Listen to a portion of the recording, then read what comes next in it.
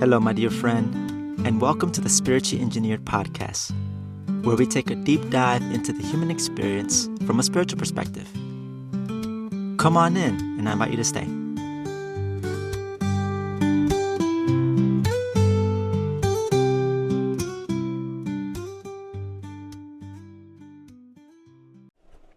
All right, my friends, so if you're listening to this, first off, I just want to say I hope you're in good health, because for me, I've been dealing with the cold for almost a week now, and it actually felt, I wouldn't say brutal, but it was definitely up there in the list of the colds I've had in the past, and especially with the other physical stuff that's come up, it's been very interesting. So I hope you're doing well in that area, because nowadays, I know for me, I truly believe that health is wealth, much like many other people do. I mean, truly, it is important. And which actually kind of segues into what I wanted to talk about for this week. And please excuse my voice if I, again, still recovering from the cold. So I wanted to talk about, this one instance at work, or actually a couple that kind of reminds me of the importance of being vulnerable with yourself, just to get you into the setting the theme and the tone of the whole episode. I remember I was coming in one day I think I was just finishing a shift at work, and one of my colleagues was like, "Hey, how's it going?" And during that time, I was definitely feeling a lot of things. I had some stuff on my mind. I was definitely feeling a bit heavy at times, and I just told him, "All right," you know, and and he had responded with, "Okay," like he picked up on you that I felt not my best today, and he had followed up with the question like, "Well, do you have a roof on your head?" And I was like, "Yeah," and then he mentioned a couple other things, and basically trying to get me to to come back to being grateful. Which, okay, that's fine, sure, but in this episode, especially when I mentioned vulnerability, listen, I've always been talking about the importance of mastery and working through things, whatever they come up, either from the outer situation, but also, especially, your inner world, what's going on there. And, for me at that moment, I was, when he had said that, I get his intention, but sometime a little bit afterwards, I was kind of feeling a little bit upset. But not at him. I mean, well, of course, at him for just asking that. But at the end of the day, it was nothing personal for me to take. Is what I'm trying to get at here. And I was just thinking about how, if people were to ask me, or if I were to ask somebody, how's it going? And they're like, not good, not okay. I think it would be such an important thing to just hold space for that individual instead of just trying to fix, or, oh, how can we, like, like, especially like if I'm the person like listening to this, I'm in the receiving end of this, and if I start getting into that fix it mode, like, oh, you're feeling bad, what can I do, or this is that. I don't know if you've ever experienced that, or if you've ever been that person who's been on the receiving end, or on the other side, if you were the person that was sharing with someone close to you, venting about something that's been bugging you, that's been on your mind, that's been affecting you, and then to have this response of just like, oh, how can I fix this? I got to do this, and it could be a situation of like it being a reaction rather than a response. And I know especially it can be true for me because, one of the things that I've definitely learned growing up from my parents, particularly from my father, when it comes to like emotions and stuff like that, it's always been like, I would even say that, kind of goes beyond my father, but like even just like looking at the out of balance masculine trait. Because the masculine part is very solution oriented. It's like that, um, taking action on the solutions, being directed in a lot of ways. And so taking that directed energy and, okay, what can we do to adjust this? But for me, I'm definitely at a better place now because I wasn't like this before, where it's so important to give myself the grace, give myself to be the grace to be vulnerable and to express how I feel, you know, without having to, expect or feel from somebody else or even from within myself, like, oh no, something's wrong, I need to fix this, this can't be right, blah, blah, blah. Because that was part of like, my upbringing of just like when emotions and stuff comes up, things that were passed down to me that are opportunities, that's definitely a big important thing, you know. And then I mentioned the out of balance masculine thing, and I think that's such a very dangerous thing, when we're talking about toxic masculinity. Looking at it spiritually from that spiritual perspective of just like suppressing and just trying to just tough it out, appear, do everything necessary to just appear tough and not weak, because tapping into one's own emotions is weak, right? That's such a typical out of balance masculine thing, you know. Again, referring to what people call toxic masculinity, or what I believe what people are trying, what spiritually, what they're talking about. And I remember I was having a conversation recently with my manager, and we were having conversations, and I had brought up something about an incident that happened with another coworker. It wasn't anything intense. It wasn't anything crazy. It's not like fists were thrown or something like that. Nothing, or wrestling or anything like that. It isn't anything physical, but rather it was just kind of working through basically like disagreements and stuff. And I actually want to touch a bit about that in a little bit, but the theme of definitely being vulnerable came up in our conversation. And that, my manager was telling me like, hey, other colleagues, I hear from people that when they feel, sometimes there are days when they want to, vent and feel like, say, because we've been out here, as trail rangers taking care of the trails and stuff like that, of, it gets really hot out there and it gets really humid and the conditions can feel pretty rough. And, I've had colleagues that have vented like, man, it's so hot outside. It's so hot outside. And so my manager was like saying that, yeah, like there'll be moments, and it's okay that we can allow ourselves to say that, because that was tuning into that vulnerability. So for me, I definitely resonated with that, because it's like giving myself permission to feel whatever I feel. Like if I feel like, oh, this feels tough, like damn, this sucks. And tying in the previous example about my previous experience with my interaction with one of my colleagues, it's like there are moments when I won't feel grateful, because I have something, and it's just like, for me, I definitely have made some progress, because it's like I have to be grateful, I have to be grateful. Like, okay, I know gratitude has a place, but can we just at least, speaking for myself, speaking in I here, can I at least give myself the grace to just be with there with myself, even when I don't feel grateful, right? Because it's almost like this. It's like this trying to fix it, and it's like if you don't fix it, you need to be grateful, or else something or some insert something that's in alignment or the theme of like, I don't want to say alignment, but more the theme of outer punishment. Like, oh, if you better feel grateful, or else this and that, or some kind of BS conversation that definitely runs in my head that I've had in the past that affects me. To just allow myself to just be where I'm at, even if it's ugly. Even if it's, like I said, I don't know if you ever can relate with this, and if you ever felt like some type of way like this, towards yourself, or perhaps you get this from people, loved ones. And I just want to echo and say, like, it's okay to feel how you feel. It's very valid, right? And I think it's important to really set that space for ourselves, and not so much depend on people to create that, although that definitely does help.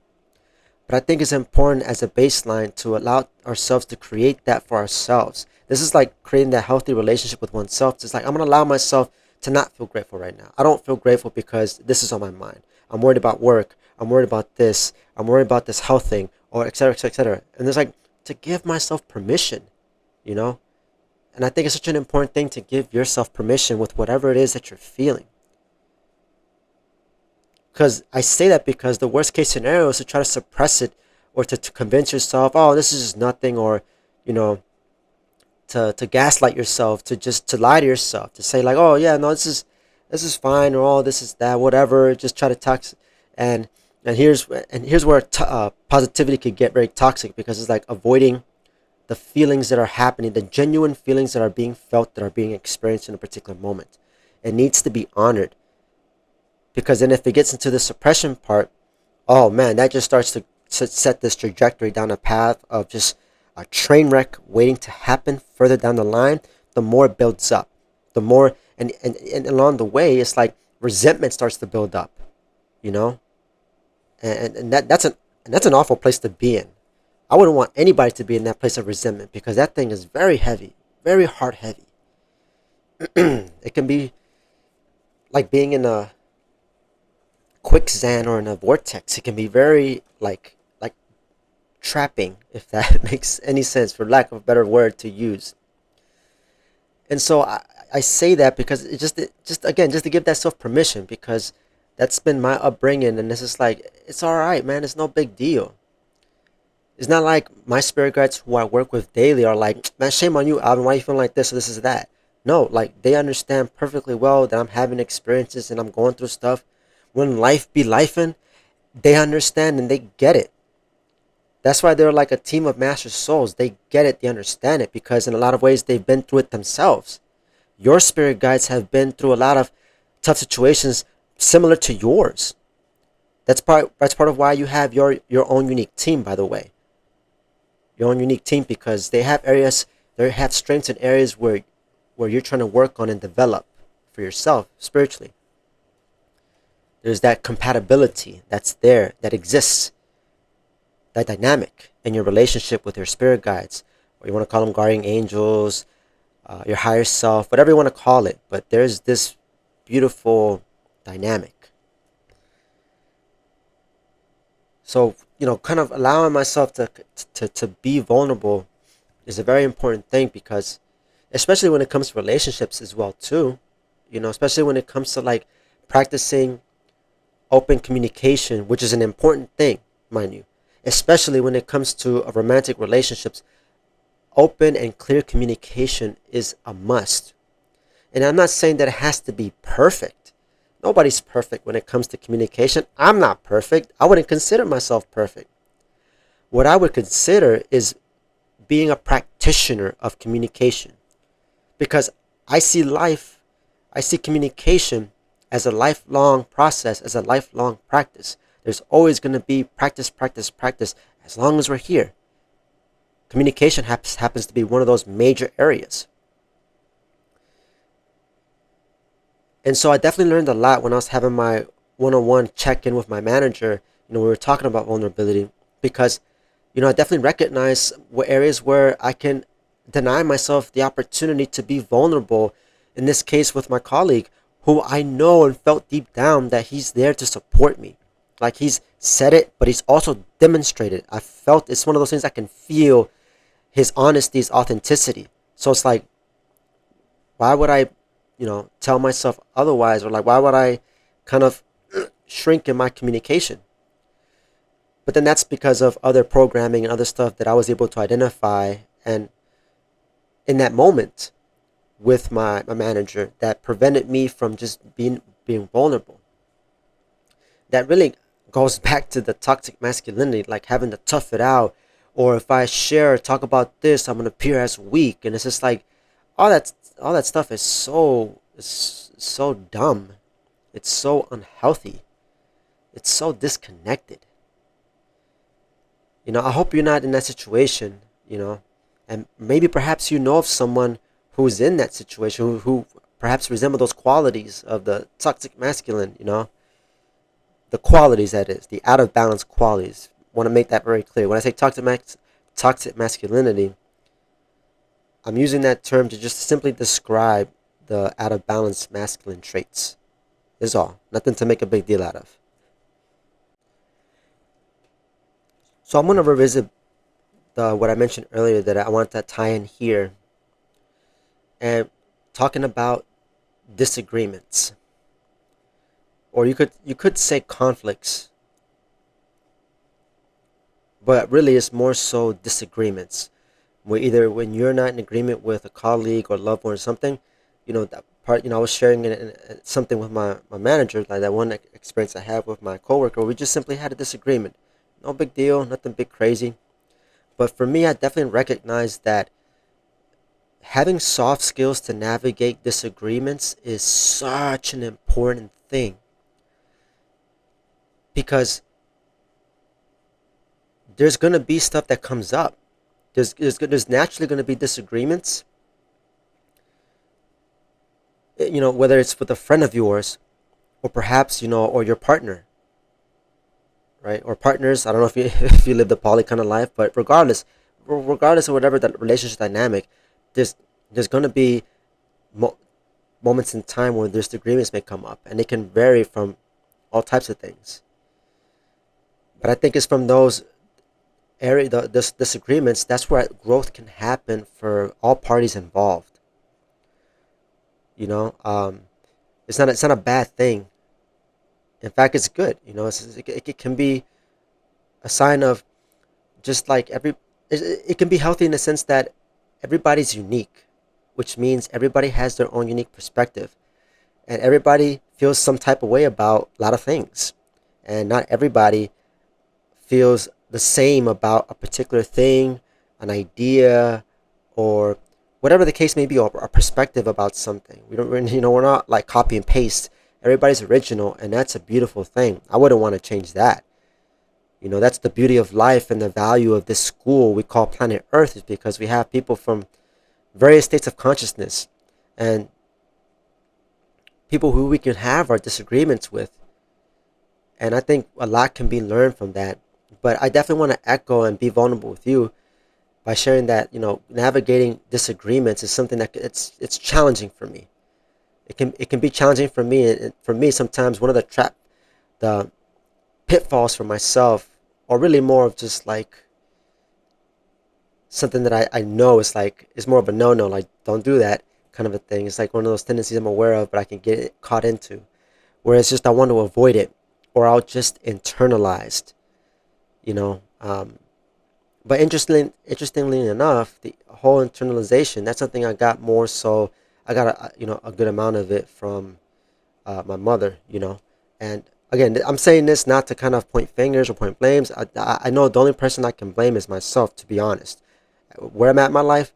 But I'm just kind of sharing to give some context, some perspective. But the internalizing piece, I can definitely tend to do that, because again, being in disagreements can feel uncomfortable. Being in situations that are uncomfortable don't feel great. If we know, like, if a certain action or if a certain word is said about something or someone or to someone, that it can, there's that feelings of just like, oh, sure, I'll feel uncomfortable and all this. There's a, it can be very easy to get into the avoidance, and that's something to be really aware of, not to do that. It has its place. There's some things when it comes to avoidance it can have its place, but when it comes to like relationship dynamics and addressing something that needs to be addressed, and intuitively, you know, we have a good sense of it. But how often do we just lie to ourselves and tell ourselves a story or ruminate about something? And that's another thing too that can get in the way of being vulnerable, right? It's ruminating, just creating or even just feeding into the stories in our heads that about a particular situation. That's just like this is and that. That's more times than not, more often than not, is far from the truth, right? It's like the complete opposite of what's actually the reality. So I think it's a very important thing to recognize and to be aware of how are what are the things going on, like what are my concepts, what are my ideas, or perhaps the feelings I'm having that I'm using as an excuse to prevent myself from being vulnerable with myself, vulnerable with others. And I think it's an important soft skill to build, a muscle to just stay relaxed in the midst of that when there's disagreements in a relationship. Again, regardless whatever relationship, it doesn't matter, but with you or somebody else, family, partner, friend, colleague. I said friend, I think I said friend twice, but you know what I mean. You get what I mean. No matter what, it's just I think it's very important soft skills to have to be able to navigate and to feel comfortable with being uncomfortable in the context of disagreements. And I think that's what being vulnerable asks of us to do.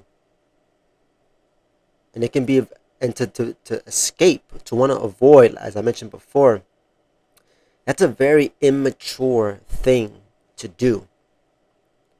And it's funny how doing the immature things are like the paths of least resistance and the tendency to, okay, I'm going to just do this because it's easier. You know? An example I had thought about too, I remember like years ago, I remember I was like driving a company vehicle for the school I worked at. And I remember I was like not paying attention to like when I was driving down this road. And I remember I scraped up against a car because I heard a sound, but I kept on driving, and I was like, because I felt like the responsible thing I could have done was when I looked, you know, to the car that I had damaged with the company vehicle, I could have left a sticky note or something to, as the mature thing, to just like, okay, here, let me park my vehicle, let me put myself in a position where I'm able to get out safely, go over to this car that I just damaged, that I just scratched, uh, the car surface, and just give them my contact information and just own up to a mistake that I did. But that was that one time ago where I just chose the immature path and just like, no, I'm gonna just go the other way, and I'm gonna just keep on driving because I was afraid of just what would happen, and the rumination came up, and then there's just all these things, and it just seemed easier, felt easier to just avoid it.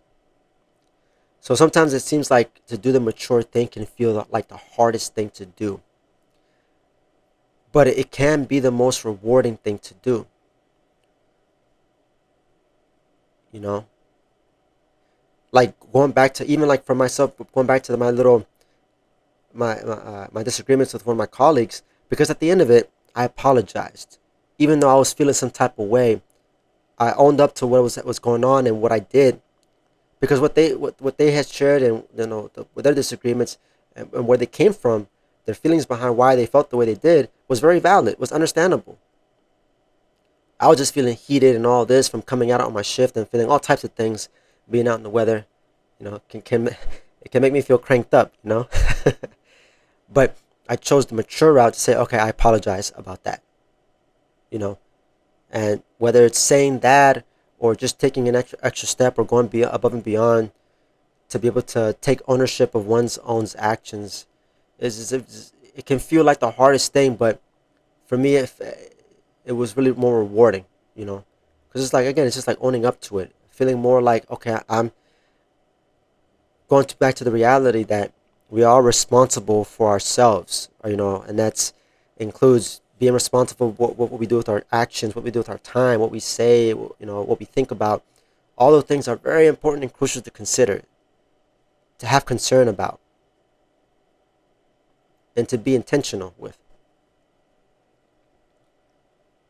But I'm saying all this now, and just but let me tie back the beginning of the episode where, okay, but say it didn't things didn't work out, and perhaps you might feel the type of way. First, breathe and just allow, right? Allow, allow whatever feelings may come up in a way that's responsible, that's healthy, that's not damaging. Very important emphasis on that. And then once the storm has passed, and the storm always passes, whether it's a disagreement or whatever happens in being in a state of vulnerability, and the emotions and the heaviness that can be felt, it will always pass. And once that storm has passed and is coming back to a place of calm, then that's when the timing is ripe to take action. Okay, what can I do from here? What can I do from here? And using that intuitive knowing, that understanding, okay, what can I do here? What do I feel guided to do? And this is like soft skills mastery, self-mastery 101, very crucial stuff that's very important. And so yeah, I think I'll just leave it there. I just wanted to kind of share this little tidbit about vulnerability and just reminding myself, and just like I've had practice, but even then, there's always room for opportunity for me to grow and to be more vulnerable with myself and with others.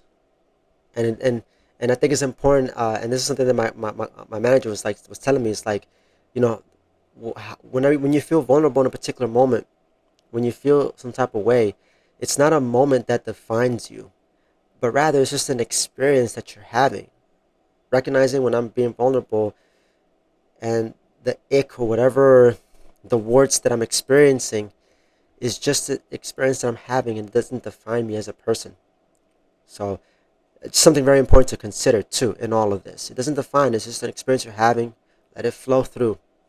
Better for it to flow through rather than just to hold on to emotions and all this, because that's what creates that heaviness. It's just literally holding on to energy that wants to just move through, that just through the healthy expression, but then it just starts to get clogged up, right? Imagine just like a pipeline and it's just backing up with the system. That will spiritually, that will lead to something physical. It will lead to some kind of physical illness if that doesn't get addressed. And I say that just to give that perspective, that practical perspective of why it's important to be vulnerable for your own health and well-being. So I hope I've given you something to think about.